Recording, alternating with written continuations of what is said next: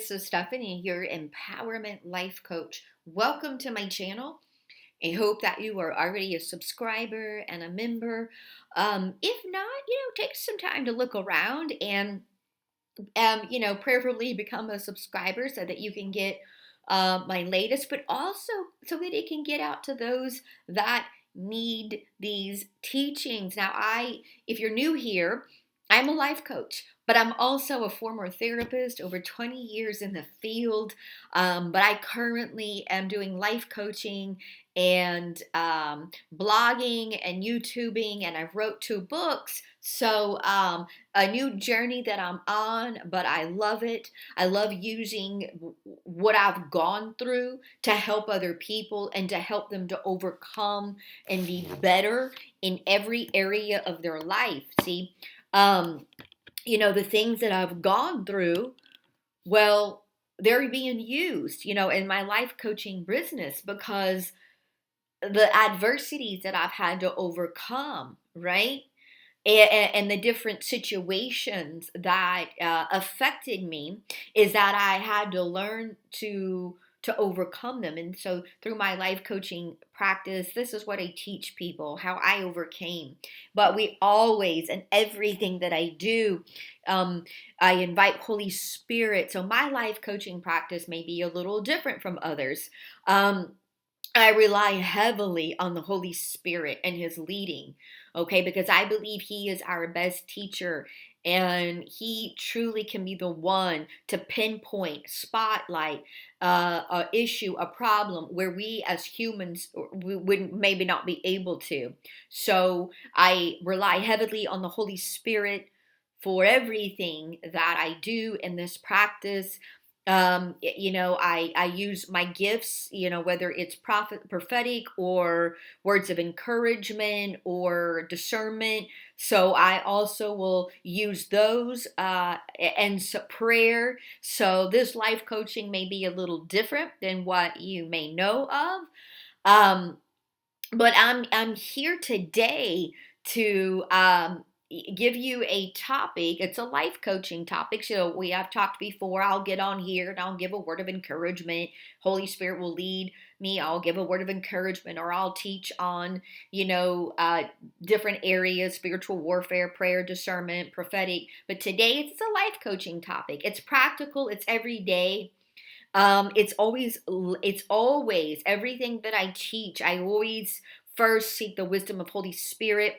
So I just ask the Holy Spirit, okay, what do you want me to teach? What do you want me to talk about? What do you want me to pour into other people?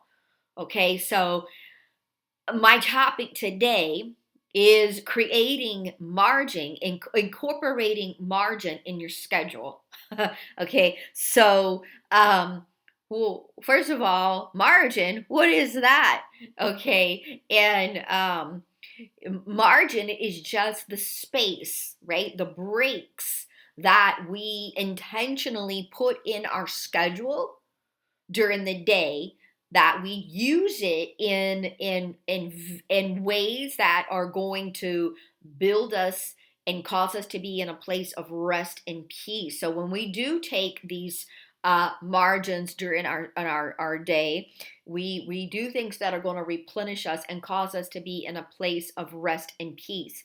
Now, why do I even have to talk about a subject like this? Well, because we live in a society that's fast paced, highly driven, always on. I mean, even when we get home from work or we stop working in whatever field we're in, it's like then our phones or whatever we're attached to electronically, we don't turn off. We have these constantly at our disposal. So that's why we need to talk about this. We feel like in our culture, if we do more, then we are more. So if we're involved in more activities, if we get involved in more sports or more this or more that, then somehow we're doing the right thing. Okay, but that's what our society teaches us. Doesn't mean that it's right. Actually, it can mean that we're burning the candle on both ends and something is going to pay. Okay, there's going to be a consequence. See, I used to live in that state. That was me. okay, over involved, didn't say no to anything on every committee, every activity, every ministry assignment. There I was. Well, that didn't last decades. No, living that high paced lifestyle, it created burnout.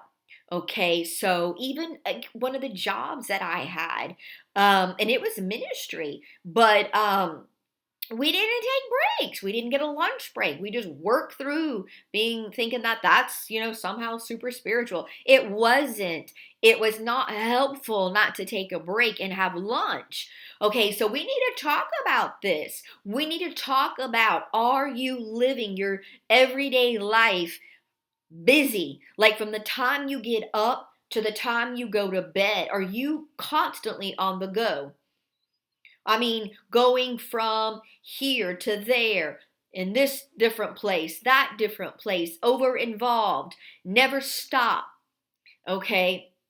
Is that you? I mean, seriously, ask yourself, does that me? Is there anything that you can cut out? I mean, like non-essential. I mean, get down to what can put me at a pace where I'm going to live in a non-hurried, non-stressful state. What can I put in my life that is going to create that? What can I do? Is there anything I can cut out that I don't really need to be doing? I mean, if I really write down on paper what I'm doing, is that really necessary? This particular group, is this really necessary? Do I need to be in 3 small groups this semester? I mean, really, really, really, really need to be. I mean, can I cut down? Can I, so that I can create margin throughout my day? So ideally, what margin's going to look like is, first of all, creating space, but you're going to have to intentionally put it in your schedule. If you don't intentionally put it in your schedule, it's not going to happen. All right. So you have to put it in your work schedule, your work planner, your day-to-day planner. Break, break time. I know I do. I write it in. I write in my break. I write in my lunch break. But here's ideally how it should flow for you to work at your optimal pace of rest and peace and relaxation. You would like, this is optimal, is get you a mid-morning break. Your first one, mid-morning margin break. It doesn't have to be long, okay? 10 minutes, right? So somewhere mid-morning after you've begun work or after you've begun what you need to do, pull away. Okay, don't fill that time with things that are going to charge you up. And not in a good way or create stress. I mean, don't get on your social media and scroll through and look at people, what they're doing. And now you got to compare yourself, and don't get on a stressful phone call with somebody, or maybe it's not the time to return all those texts that you received. So during your first mid-morning break, these are a couple of things that you can do. You could go outside and take a breather. Okay, just go out and breathe in nature. You could take a quick walk, okay, either around your block, around your neighborhood, around your workplace, okay? You can sit there in silence, get off your phone, and disconnect from your electronics, and just sit and be still and allow your mind to just be at rest for 10 minutes. You could declare over yourself. Okay, you can make declarations over yourself. All right, faith-filled declarations. Speak the word over yourself. All right, during that time. Excuse me. Grab a snack, something healthy. Now, during our break time, we don't want to fill up on high-fat foods, sugary fat foods. No, that's going to deplete our energy. Eat a healthy snack. Drink a cup of green tea, matcha green tea, a cup of black tea, but maybe have a cup of tea and be still.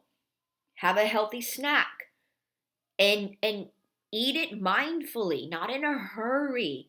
Let your pace be in the rhythm and flow. If you can imagine how Jesus would be. I mean, is he up in a hurry, munching down food? racing and ripping and going here and there. No, you can kind of imagine he would be at that pace, Um, what that's going to do is when you get in that rhythm, it's going to automatically relax you, okay? And so if you are dealing with stress, it will put you more at ease, okay? And so that would be ideally first take your mid morning break, then you're going to take a lunch break, okay? 30 minutes is optimal. If you can take more, great. Absolutely. Europeans do that. They will close for the lunch to go take a nap or whatever. But here in the States, we don't do that. But if most places will give you at least 30 minutes. If you're your own boss, good. Carve it out. Okay. And make sure that when you have your lunch break, that you're eating things that are going to be good, healthy, but that you use it to rest your mind, okay, and your body and your spirit, so that when you do get back into work or what you were doing, you're going to have the energy, okay? So that you have to schedule that in, all right? Schedule it in. And then you're going to ideally take a mid-afternoon or a late afternoon margin or break, okay? And you've heard the saying, stop and smell the roses. So on your late afternoon break before dinner, preferably, once again, you can do the same similar type of things that you would have done on your mid-morning break. It doesn't have to be long, 10 minutes. So you could go out in nature. You could go take a quick walk, drink a cup of tea. These are things that I'm just going to share with you what I normally do on my margin days or my margin times is I'll go outside, take a breather. I will take my dog to the park. I will, so yes, sometimes I will, it's longer than 10 minutes. So if my work allows it, eat a snack, drink a cup of tea. So sometimes make declarations if I'm having a strong, difficult day and I just need more of the word, more of declaring over me. So I'll use that time then. Okay, so you want to use your mid-afternoon break in the similar way that you would have your mid-morning break. So remember, you're creating margin in your schedule. So it's not jam-packed, okay? You're going to want to create margin as well with your work duties, chores, anything. If you fill everything up from the time you go to bed from the time you wake up to the time you go to bed, you're not going to have any room in between for anything. So you want to make sure if you're seeing clients or you have clientele, you don't schedule them back to back to back to back to back to back to back. You want to take margin in between and breaks in between, okay? So like 30 minutes in between to catch up, to regroup, to prepare, to pray, okay? In any appointment that you may have in your work, you don't want to schedule things back to back to back to back, okay? And this is, yes, in our daily work, and then we want to create overall margin in our whole, if you're doing like a monthly calendar, we want to create times that we're blocking off for a Sabbath day once a week, and any self-care that we need to do. These are things that we're going to have to block off on our schedule, make it a priority, because if we don't, other people will, and our lives and other people's schedule will take over ours. So we need to create, okay, margin in our everyday life, our everyday schedule, and then just an overall, get a monthly calendar and overall, look at it and write out Sabbath days that you can take once a week and when you might need a self-care day to yourself. Okay, this is margin. This is not jam-packing your whole schedule. If you looked at your schedule and every single day of the month is filled with activity, work, events, activities, just literally one after another. It doesn't stop. That means there's no margin. This means eventually you're going to lead to burnout, frustration, okay? Because you can't burn the candle at both ends. Yes, it's very appealing to do that in the beginning, but because you think you're getting, look, I'm getting everything done. But there's a strong price to pay in that. And that price is eventually something is going to give, something is going to break. You can't be and do everything and not take care of yourself. Or if you're neglecting areas of your life, because you're so full, then somebody is going to get neglected or something's going to get neglected. Okay? So, yes, there are going to be times where it is out of your control and that you're not going to have a whole lot of margin. There are just times in your life that you're not going to have it. There are those days that happen, that things happen and that you don't get it. We're going to recognize that, okay? We're not going to be like, oh, this will never happen. We understand that. But that should not be the norm in our life, okay?